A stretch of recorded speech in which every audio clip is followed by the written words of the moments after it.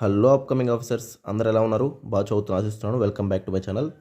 Friends, ఈరోజు ఏంటంటే మనం ఎస్ఎన్టీలో ఒక టాపిక్ గురించి డిస్కస్ చేద్దాం. సో ఏంటి సార్ అంటే అది బుక్లో లేనిది మనం చదువుకోవాల్సింది. కొత్తగా న్యూ స్పేస్ లాంచింగ్ స్టేషన్ అనమాట. ఇప్పుడు ఫర్ ఎగ్జాంపుల్ మన ఈ యొక్క శ్రీహరికోట ఉంది కదా, అలాంటిదే సేమ్ అనమాట. కులశేఖరపట్నం తమిళనాడులో తీసుకురావాలని చెప్పేసి దాన్ని బిల్ట్ చేస్తున్నారు. ఇప్పుడు ఓకే, అదివరకు తెలుసుకున్నామంటే కొంచెం డెప్త్ కూడా చదువుకోవాలి మనం. సో ఇది ఒక స్టోన్ లేట్ చేశారంటే ఫౌండేషను February 28, 2024 అంటే ఈ సంవత్సరమే తమిళనాడులో. ఇప్పుడు ఫర్ ఎగ్జాంపుల్ మనకి 2 లాంచింగ్ ప్యాడ్లు ఉన్నాయి సతీష్ ధవన్ స్పేస్ సెంటర్లో, శ్రీహరికోటలో ఉండేది. సో ఒకటేంటంటే ఇక్కడ తమిళనాడులో ప్లాన్ చేయాలని చేస్తున్నారు. సరే, బాగానే ఉంది, ఇక్కడ వరకు చదువుకున్నాం. అసలు రీజన్ తెలియాలి కదా.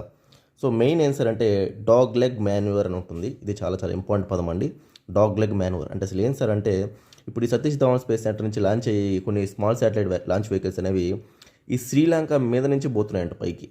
సో ఈ శ్రీలంక నుంచి మీద పోవడం వల్ల కొంచెం వేరే ఐలాండ్ నేషన్ మీద మనకి పోవడం ఎప్పటికైనా ఫ్యూచర్లో అన్న ఇబ్బందే. కాబట్టి ఆ స్మాల్ శాటిలైట్ లాంచ్ వెహికల్స్ వరకు ఇబ్బందిగా ఉంది. కాబట్టి ఈ డాగ్ లెగ్ మాన్యూవర్ ఏంటంటే మెయిన్ దీని ఉద్దేశం, ఇవి శాటిలైట్ ట్రాజెక్టరీస్ని మారుస్తుంది అనమాట.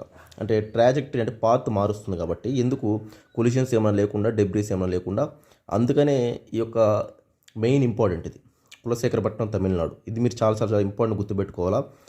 తర్వాత ఏం చదవాలి సార్ దీంట్లో ఇంకా అంటే అసలు ఎన్ని లాంచింగ్ స్టేషన్లు ఉన్నాయని చూసుకున్నట్టయితే ఇప్పుడు ఫస్ట్ స్టార్టింగ్ విక్రమ్ సారాభాయ్ గారిది ఉంది. అది కేరళలో ఉందన్నమాట.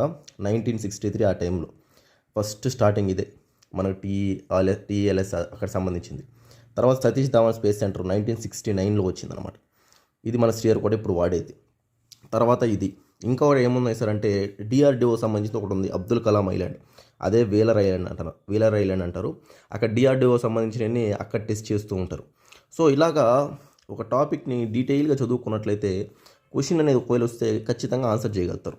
ఎందుకంటే బ్యాక్గ్రౌండ్ చదువుకోవాలి, కరెంటు చదువుకోవాలి, దీని గురించి మంచి అవగాహన ఉండాలి మనకి, అది ఇంపార్టెంట్.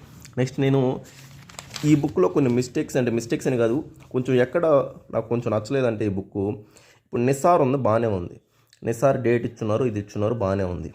తర్వాత ఏంటంటే అసలు దీని గురించి డెప్త్ అనేది ఇక్కడ లేదు.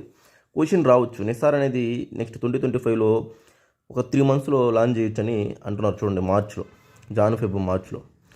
సో ఈ నిసార్ అనేది అసలు ఏంటి మెయిన్ ఇక్కడ ఏం చెప్తున్నారు, synthetic aperture radar, satellite, remote sensing అన్నారు. అసలు మెయిన్ ఆబ్జెక్టివ్ ఇది కాదనమాట. అసలు దీని గురించి డెప్త్ చదువుకోవాలి, ఇది ఇక్కడ లేదు. మనం ఏం చేస్తాం, ఇదే చదువుకొని వెళ్ళిపోతాం. ఇది ఏంటంటే గ్లోబ్ మొత్తాన్ని ఒక కేవలం తక్కువ డేస్లో మనకి ఇన్ఫర్మేషన్ ఇచ్చే విధంగా ప్లాన్ చేసేదే నిసార్. ఈ నిసార్లో బ్యాండ్స్ ఉంటాయి, మళ్ళీ వాటి గురించి మొత్తం చదువుకోవాలా. ఇదంతా ఇక్కడ లేదు. సో ఇలాంటి కొన్ని ఉన్నాయన్నమాట. నెక్స్ట్ ఇంకా అదర్ ఏరియా మీకు చెప్తా చూడండి. ఇక్కడ మనం ఎలా కరెంట్ అఫైర్స్ అప్డేట్ చేసుకోవచ్చు. చాలామంది నేను క్వశ్చన్ అడిగాను నన్ను, సార్ మీరు చెప్పింది బాగానే ఉంది, మెటీరియల్ పెట్టారు, బుక్స్, అసలు కరెంట్ అఫైర్స్ ఎలా అప్డేట్ చేసుకో ఒక ఐడియా ఇవ్వండి అంటే అందుకనే చేస్తున్న వీడియో.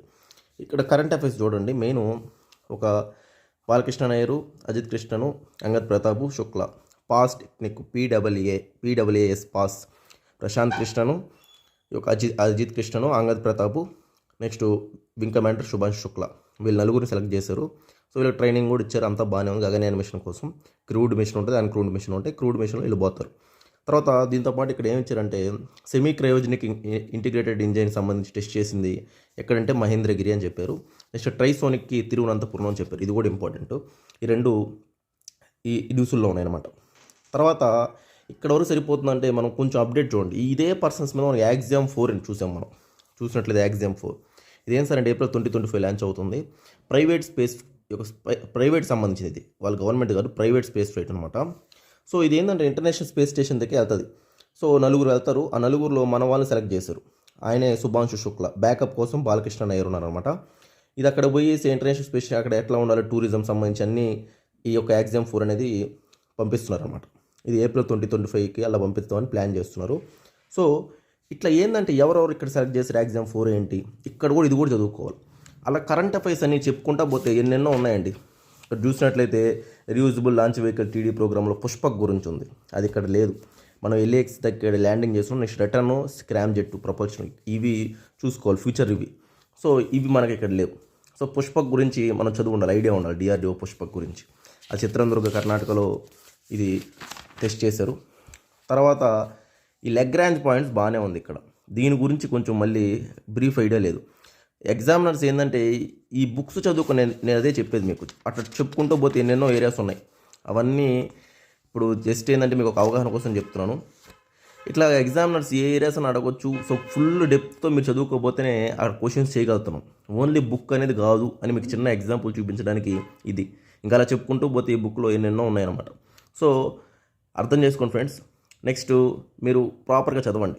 నేను ఒక ఎస్ఎన్టీకి కరెంట్ అఫైర్స్ వరకు ఒక కోర్సు లాంచ్ చేద్దాం అనుకుంటున్నాను. అంటే టాపిక్లో ఏ కరెంట్ అఫైర్స్ ఉన్నాయో ఎలా చదువుకోవాలి ఏంటని. ఇంట్రెస్ట్ ఉన్న వాళ్ళు నా నెంబర్ కాంటాక్ట్ అయ్యి జాయిన్ అవ్వండి, ఓకేనా. ఒక 10 days డైలీ ఒక 1.5 hour ఓన్లీ కరెంట్ అఫైర్సే చెప్తాము. క్వశ్చన్స్ చాలా వరకు వస్తాయి, ఓకేనా. సరే ఫ్రెండ్స్, అయితే నెక్స్ట్ వీడియోలో కలుద్దామండి. థ్యాంక్ యూ, అందరికీ బాయ్ అండి.